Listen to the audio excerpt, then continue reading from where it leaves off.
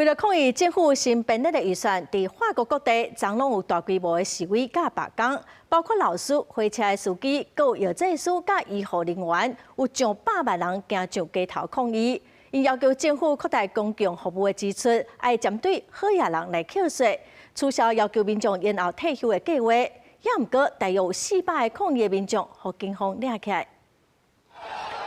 巴黎防暴警察用盾牌摆做一道墙，将示威者向后壁送，尾就放催泪ga斯，为阻止民众攻击军方。警方伫现场也阁抓到真侪，但比如干那甲石头的穿乌衫的人，现场气氛正紧张。这场法国总工会顶工会发动的全国大罢工，18早起开始，大众运输尤其是巴黎地铁，上班时间强要坐无车，因故有上班的人讲因支持罢工。Oui, bien sûr. Je la comprends.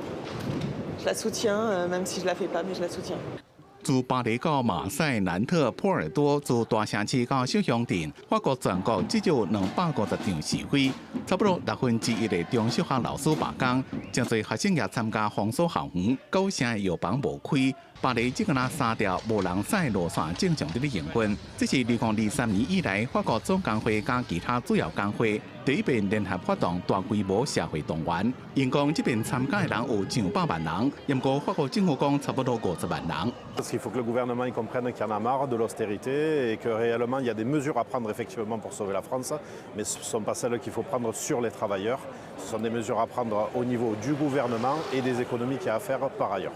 法国总统马克龙2022年开始伊的第2任期了，财政赤字甲政府公债大幅度增加，也搁互国际信评机构惠誉，甲主权信用评级降到历史上上低。10年期的公债息利率也伫9月初超过意大利。历任的总理拢想要用亲像是退休制度改革的方法来阻止法国一直下降的财政困境。不过民意甲国民议会拢无停，总理所提出的2026年预算，就算是换新总理勒克努，大家也是上街头抗议。